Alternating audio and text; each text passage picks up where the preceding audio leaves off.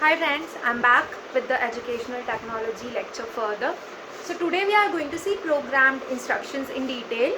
Now when we see programmed instructions, actually let me just recall that we have seen examples of ET approach. So we have seen hardware, software, systems, then programmed instruction, PSI, EduComp Smart Class and differentiated e-learning.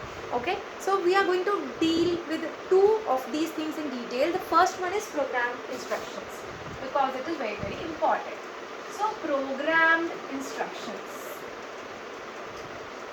and as I had already given you a hint about what it will be, there will be some instructions, right, which the user or the student will see by himself and do it, right, do the job or take the lessons and take the text.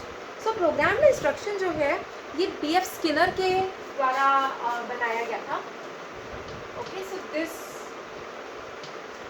was founded by BF Skinner, and if you all have already seen that part, Skinner had done an experiment on operant conditioning.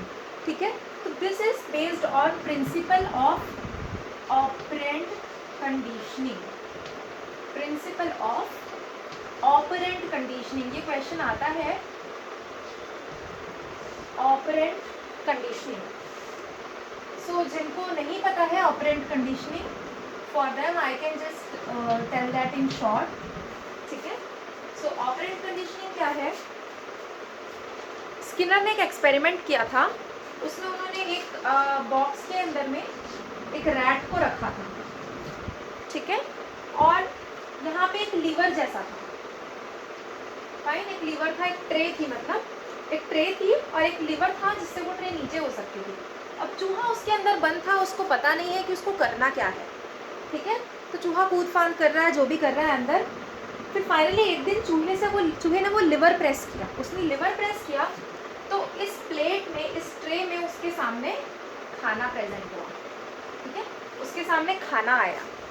तो चूहे को जब reward मिला खाने का, तो अगली बार क्या हुआ, जब चूहे को डब्बे में बंद किया गया तो चूहे के लिए आसान हो गया. वो जल्दी से लिवर प्रेस करता था और धीरे धीरे वो एकदम परफेक्ट हो गया उसमें. वो सीधे जाके लिवर ही प्रेस करता था. तो दिस इज ऑपरेंट कंडीशनिंग. ठीक है, इसमें पहले रेस्पॉन्स है, बाद में स्टिमुलस है. स्टिमुलस वो चीज़ होती है जो किसी एक्शन के लिए आपको एक्टिवेट करती है. फॉर एग्जाम्पल अभी मैं लेक्चर दे रही हूँ, right, this is stimulus. May be आप लोगों को इसमें से कोई टॉपिक होगा, वो आपको लगेगा ये मुझे नहीं आता है, आप जाके पढ़ोगे, तो that is your response, right. So generally पहले स्टिमुलस होता है, फिर रेस्पॉन्स होता है, लेकिन यहाँ पे ऐसा नहीं था. स्किनर ने जो है पहले बोला कि पहले रेस्पॉन्स होता है, बाद में स्टिमुलस. ओके, तो इसको RS थ्योरी भी बोलते हैं, रेस्पॉन्स स्टिमुलस थ्योरी. इस पर भी बहुत क्वेश्चंस आते हैं साइकोलॉजी में. सो RS थ्योरी कहलाती है ये रेस्पॉन्स स्टिमुलस. पहले उसने रेस्पॉन्ड किया लिवर को प्रेस करने का, बाद में उसको खाना मिला, राइट. सो इसके बेस पे स्किनर का कहना था कि किसी भी विद्यार्थी को, किसी भी लर्नर को अगर आप रिवॉर्ड देते रहो, उसको रीइंफोर्स करते रहो, तो वो लर्न कर सकता है. और स्किनर का ये भी मानना था कि हम किसी का भी बिहेवियर मोल्ड कर सकते हैं, उसको ट्रेन करके, उसको रिवॉर्ड्स देकर. Okay, so you can give a direction to the learner, you can give a certain path, certain direction to the student. So इस पे बेस्ड ये पूरा प्रोग्राम्ड इंस्ट्रक्शन है. सबसे पहली बार BF स्किनर ने दिया था. सो ये सब स्टोरी हो गई ऑपरेंट कंडीशनिंग की. हमें सिर्फ यहाँ पर ये याद रखना है कि it is based on principle of operant conditioning. Now programmed instruction में क्या करते हैं, कोई भी एक इंफॉर्मेशन को छोटे छोटे भागों में बांटा जाता है. Okay, so it is divided into very smaller elements. It is divided into smaller elements. बहुत छोटे छोटे भागों में बांटा जाता है, और इन्हीं एलिमेंट्स को, छोटे छोटे टुकड़ों को कहते हैं, these elements are called frames. ठीक है, इनको बोलते हैं फ्रेम. हम जब ये प्रोग्राम इंस्ट्रक्शंस पढ़ेंगे, बहुत बार फ्रेम वर्ड यूज में आएगा. तो फ्रेम और कुछ नहीं है, इंफॉर्मेशन ही है जिसको एक बार में हम बता रहे हैं, तो उसको फ्रेम बोलेंगे. एक बार में बच्चे को जितना बताया जा रहा है. फॉर एग्जाम्पल हम इजी सा एग्जाम्पल ले लें. बच्चों को हम सोलार सिस्टम पढ़ा रहे हैं, ठीक है, तो इतने प्लैनेट्स हैं, सन जो है centre of the solar system है, ये सारी जानकारी एक बार में देने की जगह बच्चे को सिर्फ ये बताया गया कि सोलार सिस्टम में there are 9 planets, there is a sun. ठीक है, तो ये जो हो गई छोटी सी जानकारी हो गई। तो ये हो गया एक फ्रेम। ठीक है, दूसरा फ्रेम होगा जिसमें आप बताओगे कि सिर्फ ये प्लैनेट है जहाँ पे लाइफ पाई जाती है। ठीक है, वो दूसरा फ्रेम हो गया। तीसरा फ्रेम हो गया जहाँ पे आप बताओगे रेड प्लैनेट कौन सा है। ठीक है, तो इस तरीके से जो पूरी इन्फॉर्मेशन है उसको छोटे छोटे फ्रेम्स में डिवाइड किया जाता है। ठीक है, और उसके बाद में स्टूडेंट के सामने प्रेजेंट किया जाता है। तो these elements are called frames and the programmer has to develop these frames। ठीक है ना, तो ये एज अ सॉफ्टवेयर उनके सामने प्रेजेंट किया जाता है, या फिर अगर पेपर पे भी कर रहे हैं तो प्रोग्रामर डेवलप करता है प्रॉपर कि किस तरीके से फ्रेम्स प्रोवाइड करना है, क्या सीक्वेंस होगा, वो सब प्रोग्रामर को डिज़ाइन करना होता है। रेस्पॉन्सेज आर ऑल्सो प्रोवाइडेड, और उनको रेस्पॉन्सेज भी दिए हुए रहते हैं। बच्चों को पता होना चाहिए ना जब उन्होंने सही किया कब गलत किया, right. So responses are also provided.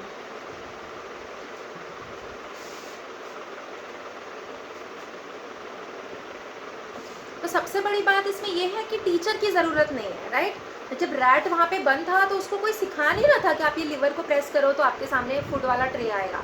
वैसे ही BF स्किनर कहते हैं कि teacher is not necessary in this program instructions, teacher is not necessary. Fine, teacher जो है वो बस प्रोग्राम को बनाकर बच्चों को दे देगा, is not necessary for program instructions. Okay, and then अगर एक फ्रेम से दूसरे फ्रेम में गए तो पहले फ्रेम का आपको जो नॉलेज हो गया वही नॉलेज आपको दूसरे फ्रेम को समझने में हेल्प करेगा। ठीक है, फिर आप जब दूसरा फ्रेम समझ जाओगे तो पहले और दूसरे फ्रेम का नॉलेज आपको तीसरा फ्रेम समझने में हेल्प करेगा। इस तरीके से प्रोग्राम को डिज़ाइन किया जाता है। Then there are many principles of the program instructions. ये तो हो गया प्रोग्राम इंस्ट्रक्शन क्या होते हैं। तो BF स्किनर ने दिया है, ऑपरेंट कंडीशनिंग पे बेस्ड है।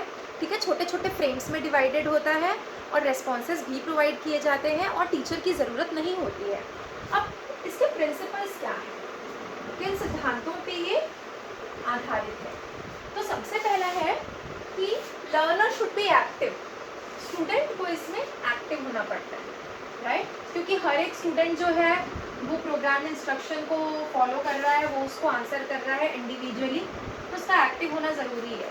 क्लास में हम बैठे हैं, 10 बच्चों को पढ़ा रहे हैं, 4 बच्चे आंसर कर रहे हैं, 2 इधर उधर देख रहे हैं, 2 आपस में बात कर रहे हैं, हम उनको चुप करा रहे हैं, तो इट इज़ नॉट ऑलवेज कि सभी आंसर कर रहे हैं। यहाँ पे लर्नर को हमेशा एक्टिव होना पड़ता है, क्योंकि एक ही लर्नर है जो एक बार में उस प्रोग्राम को देख रहा है, राइट। हर लर्नर मतलब अपने अपने प्रोग्राम को देख रहा है।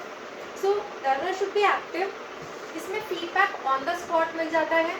हम जब ट्रेडिशनल टीचिंग करते हैं तो क्या करते हैं, हम बच्चों का पेपर चेक करते हैं और उनको बाद में मार्क्स बताते हैं। लेकिन यहाँ पे जैसे ही बच्चा फ्रेम को पढ़ के उसको आंसर करता है, उसको तुरंत फीडबैक मिल जाता है कि इज इट करेक्ट और is it not. Then there are gradual steps. Steps को बहुत ग्रेजुअल रखा जाता है। ग्रेजुअल मतलब एक के बाद एक। ठीक है, ऐसा नहीं होता कि मैंने बताया कि सोलार सिस्टम में 9 प्लैनेट्स हैं, फिर मैं सीधे से बता रही हूँ कि अर्थ के पास कितने मून हैं और किसके पास कितने मून हैं। मैंने अभी उसकी जानकारी नहीं दी उनको कि 9 प्लैनेट्स के नाम क्या है, मून क्या होता है, सैटेलाइट क्या होता है, तो मैं उनको ये नहीं बता सकती, राइट।